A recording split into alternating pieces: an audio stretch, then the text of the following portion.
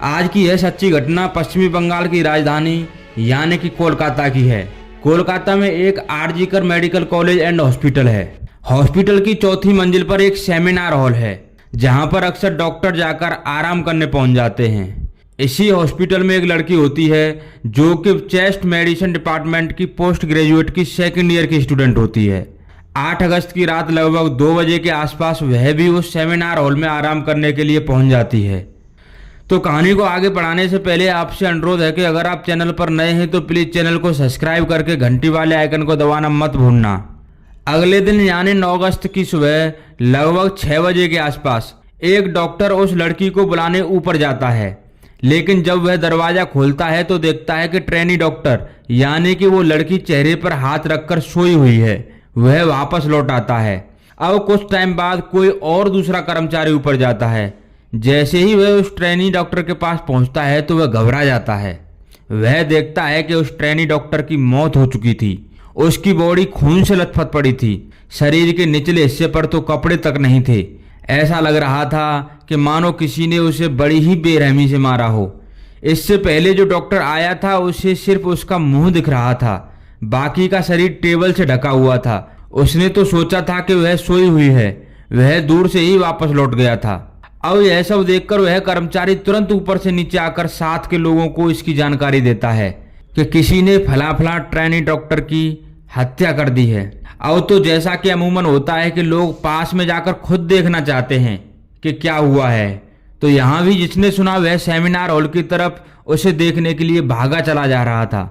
लोगों के आने जाने से क्राइम सीन पूरी तरह से बर्बाद हो चुका था।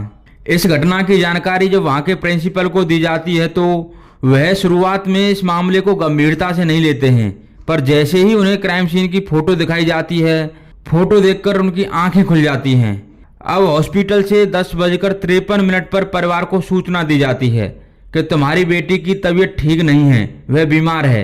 यह सुनकर घर वाले परेशान हो जाते हैं। वो सोचते हैं कि हमारी बात रात 11 बजे के आसपास ही तो हुई थी, तब तो ऐसी कोई बात नहीं थी। और लड़की के पिता अपनी बेटी की हालत जानने के लिए कई बार हॉस्पिटल में फोन करते हैं। कई बार में जाकर उनका कॉल रिसीव किया जाता है। अब फोन रिसीव होता है तो हॉस्पिटल से बताया जाता है कि तुम्हारी बेटी ने खुदकुशी कर ली है, वह मर चुकी है। अब तो घर वाले जैसे ही यह सुनते हैं तो अपने आस पड़ोसियों के साथ हॉस्पिटल में पहुंच जाते हैं, लेकिन अब वहां पर उन्हें अपनी ही बेटी से मिलने नहीं दिया जा रहा था। लड़की के माँ बाप को इसी भागदौड़ में लगभग 3 घंटे का समय बीत जाता है। पता नहीं हॉस्पिटल के स्टाफ के बीच में क्या खिचड़ी पक रही थी। शायद वो सोच रहे थे कि अगर यह बात हॉस्पिटल से बाहर आई तो हॉस्पिटल की बहुत बदनामी होगी। अब तक पुलिस भी आ चुकी थी। मीडिया रिपोर्ट के मुताबिक हॉस्पिटल की बदनामी के डर से उन्होंने लड़की के पिता के साथ सेटलमेंट की भी कोशिश की, लेकिन घर वालों ने साफ मना कर दिया। उन्होंने कहा कि यह हमारी इकलौती बेटी थी, पैसों का हम क्या करेंगे। इस मामले की निष्पक्ष जांच होनी चाहिए। आरोपियों को कड़ी से कड़ी सजा मिलनी चाहिए। अब पुलिस के ऊपर दबाव बढ़ने लगता है तो पुलिस सीसीटीवी कैमरों को खंगालना शुरू करती है। सीसीटीवी कैमरों में दिखाई देता है कि कुछ लोग इस सेमिनार हॉल के आसपास आते जाते हुए दिखाई देते हैं। इस बीच खबर बहुत तेजी के साथ पूरे देश में फैल जाती है तो वहां की सरकार पर भी दबाव बढ़ने लगता है। अब इस केस की छानबीन के लिए एसआईटी गठन कर दी जाती है। क्राइम सीन पर डेड बॉडी के साथ एक ब्लूटूथ मिलता है जो जांच में पता लगता है कि संजय रॉय नाम के व्यक्ति का है, जो कि कोलकाता पुलिस कल्याण बोर्ड का एक सिविक वॉलंटियर होता है, जो कि अक्सर हॉस्पिटल में आता जाता रहता है। क्योंकि वह एक सिविक वॉलंटियर था तो उसे हॉस्पिटल में सभी लोग जानते थे। वह हॉस्पिटल में कहीं भी आ जा सकता था। वो उस दिन की सीसीटीवी कैमरे में भी दिखाई दे रहा था। फिर जब पुलिस उसके घर की तलाशी लेती है तो उसके जूतों में खून के निशान पाए जाते हैं। उसे गिरफ्तार कर लिया जाता है। जब उससे सख्ती से पूछताछ की जाती है तो वह खुद ही कबूल कर लेता है कि इस घटना को अंजाम उसी ने दिया है। उधर पोस्टमार्टम की रिपोर्ट भी आ चुकी होती है। गले की हड्डी भी टूटी हुई थी और उसका बलात्कार किया गया था। इसी बीच लड़की के घर वाले कोलकाता हाई कोर्ट में एक याचिका दाखिल कर देते हैं कि पुलिस इस मामले को गंभीरता से नहीं ले रही है।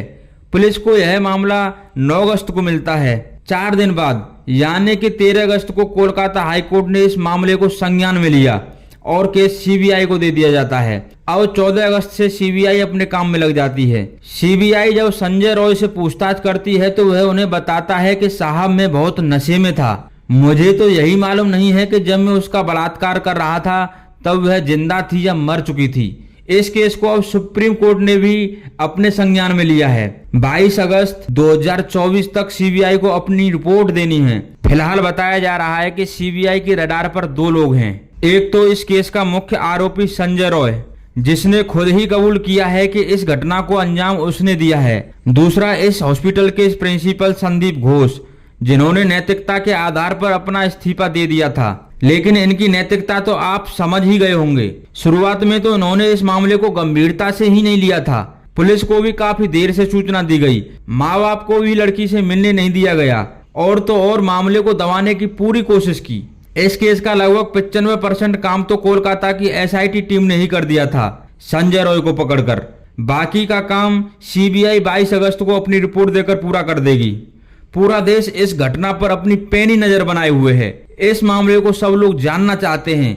लोगों में इस घटना को लेकर बहुत ही आक्रोश है। सीबीआई क्या रिपोर्ट देती है, रिपोर्ट आने के बाद वो भी हम आपको बताएंगे। तो इस वीडियो में बस इतना ही। इस वीडियो के माध्यम से हमारा उद्देश्य किसी की भावनाओं को ठेस पहुंचाना नहीं है, बल्कि आपको सचेत और जागरूक करना है। तो आपसे फिर मिलते हैं नेक्स्ट वीडियो में। तब तक के लिए नमस्कार, जय हिंद, जय भारत दोस्तों।